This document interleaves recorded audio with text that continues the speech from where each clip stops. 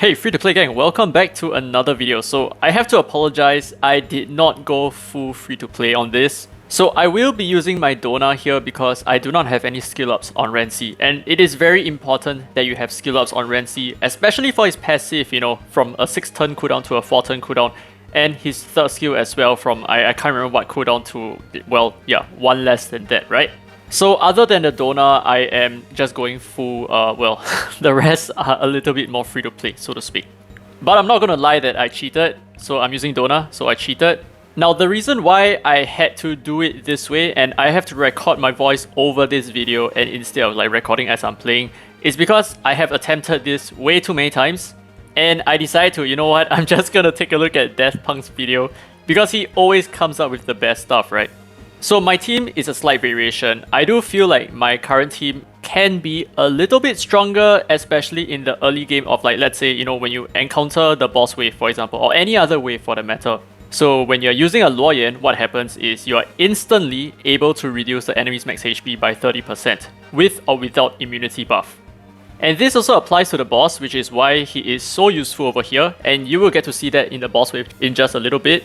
But yeah, I do feel like this is sufficient DPS, just a Dona and a Luoyan, and that should be enough, right? So Luoyan settles the early game and Dona settles the late game. So I've tried a lot of different team comps. I've tried my speediest, my fastest team, right, with my T-Elite and my Dahlia and all that good stuff. And I am able to outspeed the first wave, but I am not able to outspeed the second wave, and definitely not the third wave. So I strongly feel like it is impossible for you to use a speed cleave to settle this. It's really not possible unless you have upwards of 350 speed collectively, maybe. And another thing to add on is it is also very difficult, if not impossible, for you to bring Inferno type DPS, especially for the second wave, which we will take a look in just a bit. So our options really fall short to tanky Espers, right? You need to bring very tanky Espers in order to survive, well, the first wave, that's one thing, and the second wave, which is a little bit more dangerous. It's the part where, you either make or break, and that's where you realize that, okay, I think running something tankier is probably the answer. So that actually reduces the kind of Espers that we can bring in. Are you going to just bring in slow, tanky DPS, like let's say just full-on Dona Renzi, for example, right, like what Death Punk used? Yes, it is possible, but you might need to back it up with some AP pushing. So for example, he used an Essenath. I did not use an Essenath, I used a Hengria instead, and I'll explain why this is the case.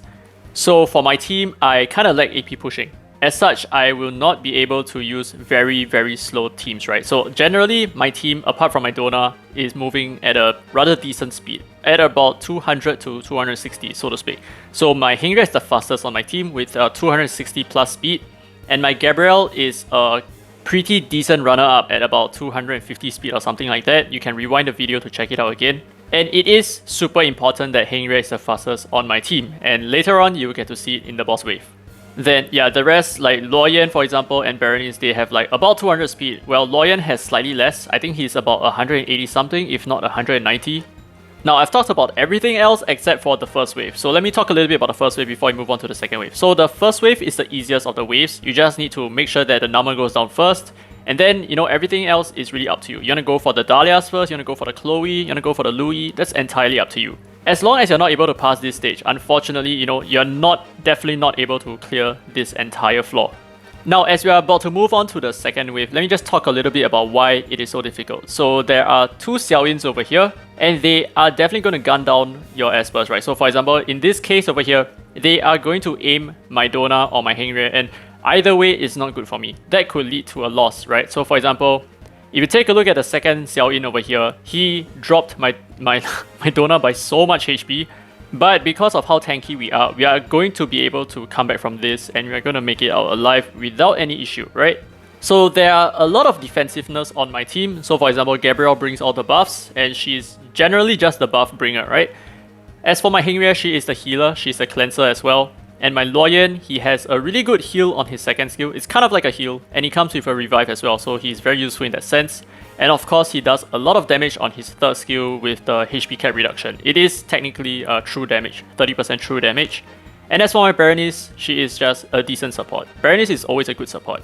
So she brings a lot of shield with her third skill, which scales off her max HP. So the more HP you give her, the better she functions. And she is a sole reason, right? Or rather, the sole reason why we are performing and why we are able to sustain so well. So yeah, do not assume that, you know, just because Berenice is just a rare Esper, then she is not that useful. She is always useful. And I love to use her, especially in Temporal Tower. So for this wave, our priority is going to be the Lin Xiao first, because the Lin Xiao does the most damage here, right? Okay, maybe, actually, honestly, I think the Xiaoyin might do a lot of damage as well, but the thing is, Lin Xiao is less predictable because of the Espers that I bring here.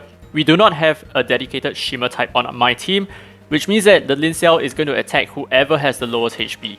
So we don't want that to happen, right? So we have to take her out ASAP.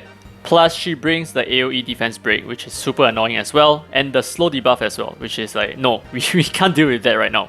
So once the Lin Xiao is down, you might want to go for the two Xiaoyins. I feel like those two are the remaining threats.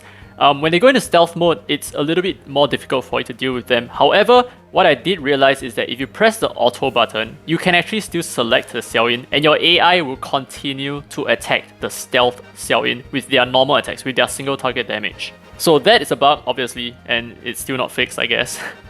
But I think you can leave the two Rensis till the end. They don't do a lot of damage. So what I realized for this entire flaw is that the Espers here have very, very low damage output. So that's something that you will realize, right? Their damage is not as much as some of the previous flaws.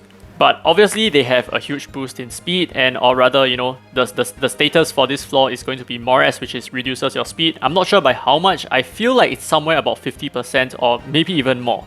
But like I said, if you bring a tanky team, you should be okay. The damage that they're dealing is not that crazy. What's more dangerous over here is the fact that they are moving so fast and they are going to land a lot of debuffs on you that you have to cleanse off, especially in the boss wave. Or at least the way that I found to be the best for me is to bring a cleanser. Some people may disagree, some people may not want to bring a cleanser because there is a tricky on the enemy's lineup.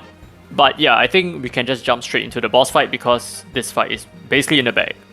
Okay, so jumping straight into the boss fight, what is important to take note of is unless you are extremely fast, which is like 350, basically max speed, right? You are not going to be able to outspeed their Unas. So it's kind of like built in this way that you need to work around it. Now the issue with that is the enemies are able to land a lot of debuffs, and they have two Zoras, which means that they are going to land, well, Disease, they are going to land Buff Blocker, they are going to land Misrate Up from the Tricky, and they are also going to land Attack Debuff from the Gabriel. So this is why I feel like, you know, it's not a good idea to gamble with the fact that whether they will land the buff blocker on you or not. Because if they do not land the buff blocker, that's fine. Your Gabriel can just buff and that's perfectly okay. And if you choose to use an Asenath, then you'd be able to buff your team with the Lotus Mark or even heal your team, right? But we're not going to gamble with that, which is why I'm using a Hengrye here. So Hengrye is going to cleanse all of that and suffer a 30% HP loss, which is not, well, I mean, it is a problem, but it is a sacrifice that we have to make. And you realize that her sacrifice is an ultimatum as well. She will die. But honestly, it is a lot better that you lose your healer right here than to forgo your entire team, because everyone on your lineup is just debuffed with like heal blocks, debuffed with like buff blockers and all that kind of bad stuff. So this is also why I made my Hengrye a little bit faster than my Gabriel, right? So she cleanses off at the start, and then my Gabriel is able to buff up my allies. And in this situation, it's a little bit unfortunate that the Zoras, I think they stripped the buff on my Hengrye, which means that she's going to receive a little bit more damage from the Unas, who is also their main damage dealer. The Unas here does a lot of damage. I'm not sure exactly how fast he is, but his damage scales according to his speed. So yeah, he's dealing a lot of damage. But the thing is, we are still fine. Okay, so it's not the end of the world that we lost our biggest healer, also our Hengrye, right? We still have Loyan, we still have Berenice, who are both able to heal us, and our Dona, who is our main damage dealer right now, also has Hades Relics, which makes him really good at self-sustaining, and you see that that is so helpful. So one thing that you should take note is that in this situation, Hengrye is infinitely stronger than a Clara. Well, obviously some people can argue that your Clara can counterattack and lend immunity buffs to your allies at the start, right? But that chance is so slim. And the reason why I say Hengrye is so much better than Clara is because Clara can only remove 2 debuffs from your entire team, whereas for Hengrye, she can remove everything, and she can even heal past heal blocks. And as for Clara, she is not able to heal you when you have a disease debuff, even if she gets rid of the debuff. So yeah, just specifically for this case, Hengrye is much more superior than Clara. Now, the main issue that we are facing right now is that we are surviving on a timer. So basically, as soon as Tricky gets his third skill up again, which is about 4 or 5 turns away, he's going to strip everything and possibly land some nasty debuffs, which means that, well, now that we do not really need to care about Tricky's existence, right, apart from his third skill, we need to take this opportunity to take out the Zoras as soon as possible, because when the Tricky gets his third skill up and running, he's going to allow the Zoras to land all the buff blockers, all the disease, and all that very, very debilitating debuffs. So we need to be very careful of that, and therefore that's the reason why I'm going for the Zoras ASAP. That's why we are skipping the Trickies entirely. So after defeating both of the Zoras, just take out the Unas and it's basically game. So the main issue here is just a Zora because of the heal block, right? So as long as she lands the heal block, your Dona is not able to replenish his own HP, which is also your winning condition. So at this point, it is entirely possible for us to lose all our Espers except for our Dona. So as long as our Dona is still alive, we still have a chance of winning as long as we get rid of the Zora. So that should always be our main priority.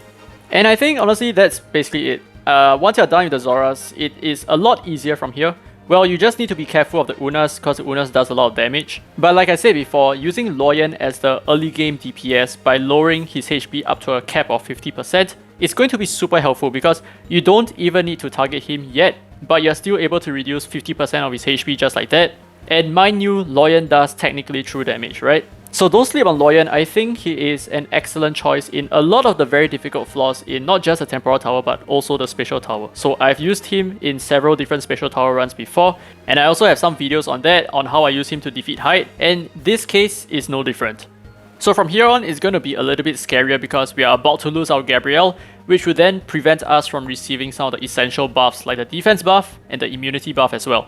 And it is so important that we are immune to the misread up debuff that the Tricky lands, because that thing can be very dangerous because it affects the amount of HP that we can heal with our Hades relics, and it also affects the amount of damage that we can deal, which is also, you know, just a ticking time bomb. But at this point, we are completely okay. There is really no way that we can lose over here, so the game is basically done, and we are done with Temporal Tower level 45.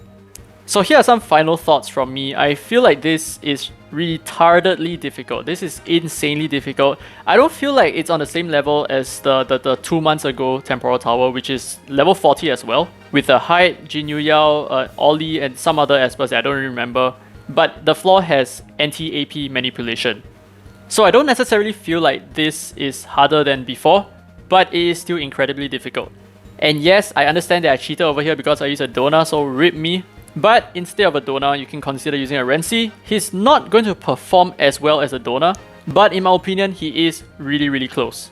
So yeah, that's about it. I guess, you know, leave your comments down in the comment section below, you know, any of your questions that you want answered or something like that. Like maybe if you need some help, for example, if you have certain Espers, like for example, you have a Clara, you have maybe a Sally, are these good options? Sure, feel free to leave it down in the comment section below and I'll get back to you as soon as I can.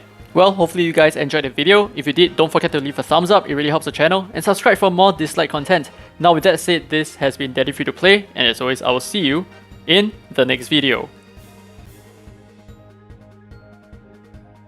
Well, that was fucking bullshit. What the fuck?